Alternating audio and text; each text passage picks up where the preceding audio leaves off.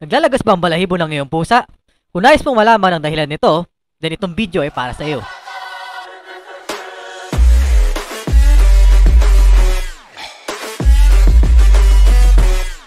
Maraming reason kung bakit naglalagas ang balahibo ng ating pusa, at ang solusyon ay nakadepende sa sanhi ng problema.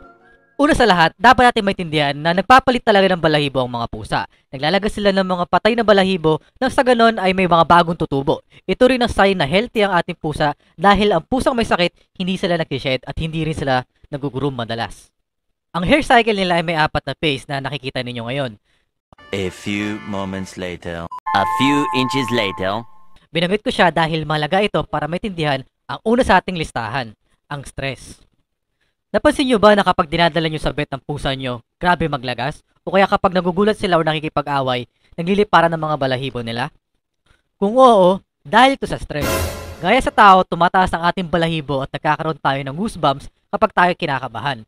Ganoon din sa mga pusa, tumataas ang kanilang balahibo at lumalaki din ng pores ng kanilang balat kapag kinakabahan. At dahil lumalaki ang pores nila, napapabilis tuloy ang pagkalagas ng mga balahibo na nakaschedule na talagang malagas on the first place. Ito yung mga nasa exogenous phase na pinakita ko sa inyo kanina. Isa ring manifestation of stress sa isang pusa pag overgrooming. Ito yung abnormal na pag-groom nila sa sarili nila hanggang sa makalbo na ang kanilang balahibo. Ginagawa nila ito dahil ang utak nila ay nagre-release ng chemicals na tinatawag na endorphins kapag nag-groom sila, which makes them feel good. Kaya naman, ito nagiging workaround nila para ma-relax ang kanilang sarili. Actually, ganun din naman ang nararamdaman ng tao kapag sila ay nakikipagtalik dahil nagre-release din ang ating utak ng endorphins during climax. Kaya guys, kung na-stress kayo,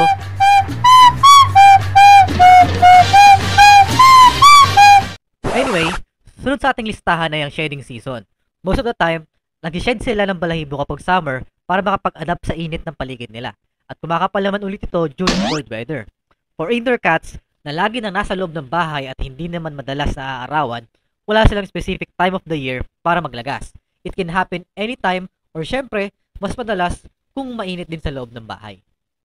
Pangatlo sa listahan ay infestation ng parasite gaya ng fleas, mites, ear mites, ticks, lice, o kaya naman infection caused ng fungi gaya ng ringworm. Kapag nagkaroon sila ng ganito, hindi may iwasan ang matinding pagkakamot nila ng kanilang katawan, which leads syempre sa pagkalagas ng balahibo and at the same time, humahatong din sa stress. Pang-apat ay allergies.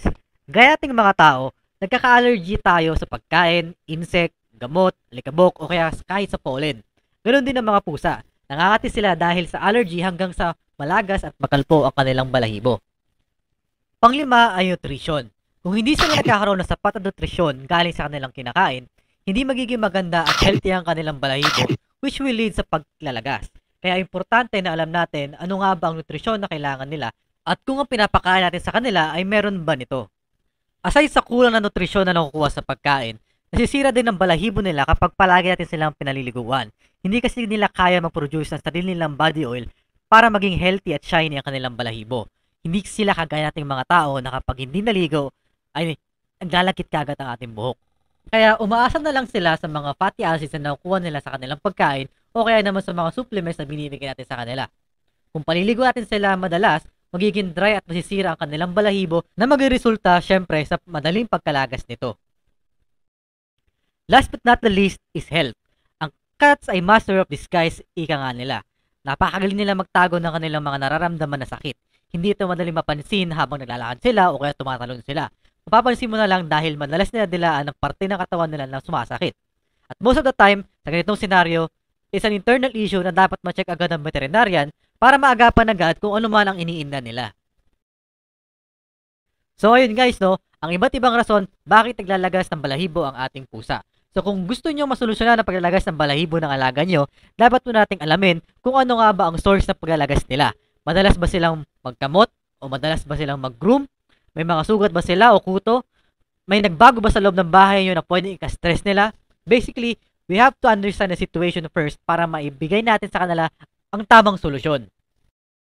So guys, that concludes our video. Sana may natutunan kayo at kung nagustuhan nyo ang video ito, don't hesitate to like and subscribe. Bye-bye!